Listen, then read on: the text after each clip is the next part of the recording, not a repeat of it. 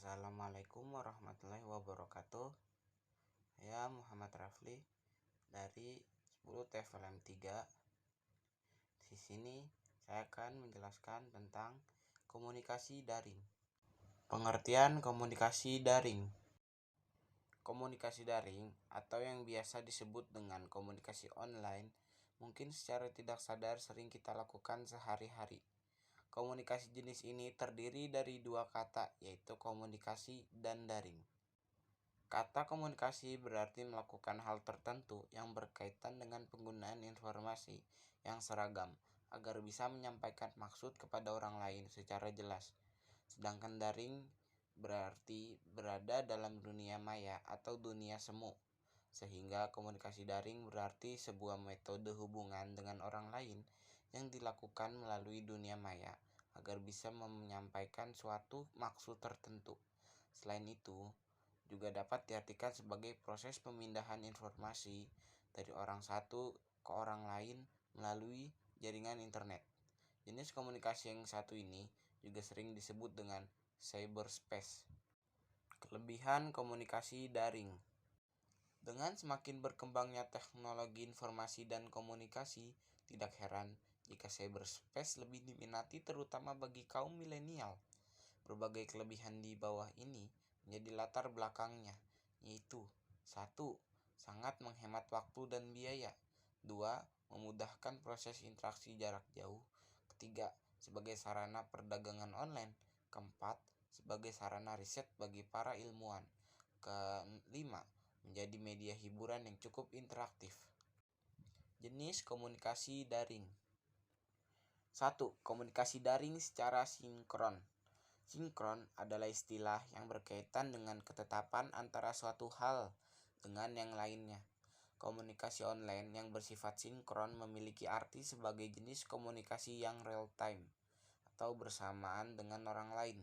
Jadi, waktu yang digunakan oleh kedua pihak untuk melakukan komunikasi atau pemindahan informasi terjadi secara bersamaan. Kedua belah pihak tersebut pun langsung bercakap-cakap dengan atau tanpa bertatap muka. 2. Komunikasi daring secara asinkron. Jika komunikasi online secara sinkron mampu menyuguhkan fasilitas real time, berkebalikannya dengan komunikasi online secara sinkron, pada jenis komunikasi yang satu ini, orang-orang melakukan pemindahan informasi dalam waktu yang berbeda. Biasanya informasi akan disampaikan terlebih dahulu oleh pemberian informasi pada fasilitas yang disediakan oleh internet sebelum akhirnya diterima oleh penerima informasi. Komponen pendukung komunikasi daring.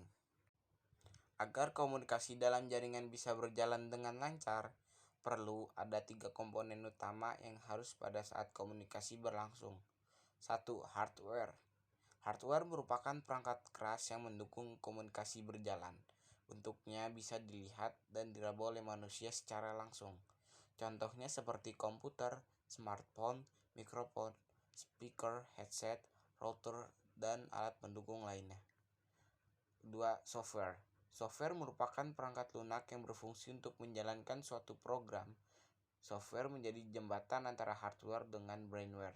Software ini bisa kita lihat dan gunakan, tapi kita tidak bisa diraba. Contohnya seperti aplikasi Zoom, Google Meet, Microsoft Teams, Slack, dan lainnya. Ketiga, brainware, yaitu komponen terakhir pendukung komunikasi daring yang merupakan orang yang terlibat dalam proses komunikasi daring, entah itu menjadi operator atau komunikan.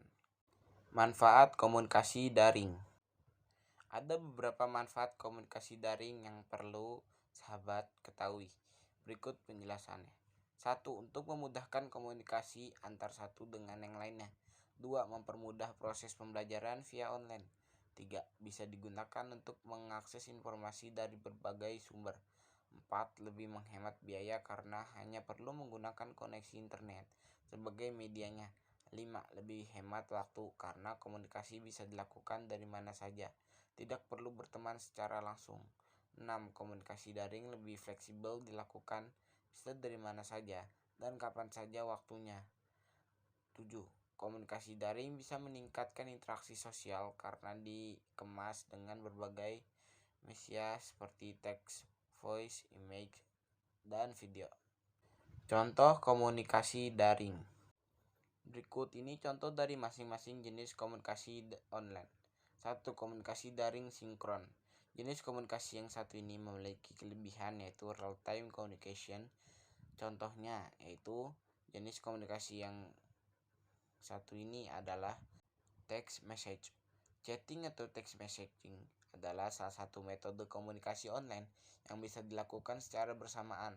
Pihak yang satu menuliskan pesan yang ingin disampaikan melalui aplikasi SMS ataupun berbagai aplikasi chatting lainnya, seperti halnya inbox Facebook, DM Instagram, WhatsApp, Telegram, dan chat lainnya.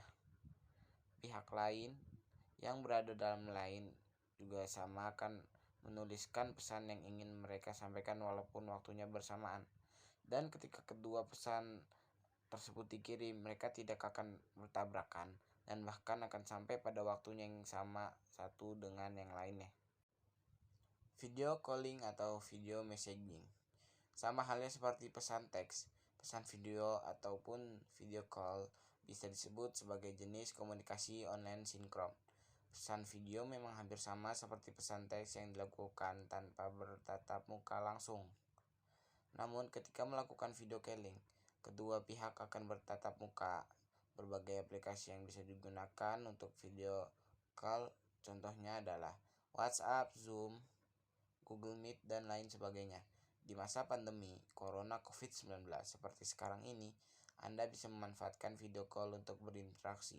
Nah, salah satu platform yang banyak direkomendasikan adalah Google Meet, di mana secara otomatis sudah tersedia gratis bagi pelanggan Google Suite yang dapat dipesan melalui keywords.com mulai dari Rp95.000.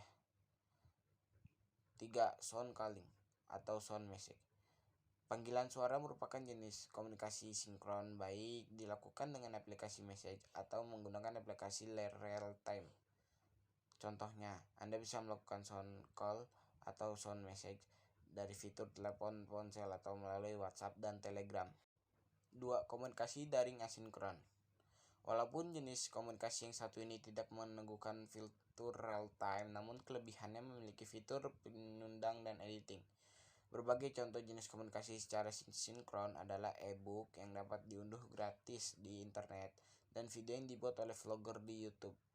Sekian dari saya, kurang lebihnya mohon maaf. Wassalamualaikum warahmatullahi wabarakatuh.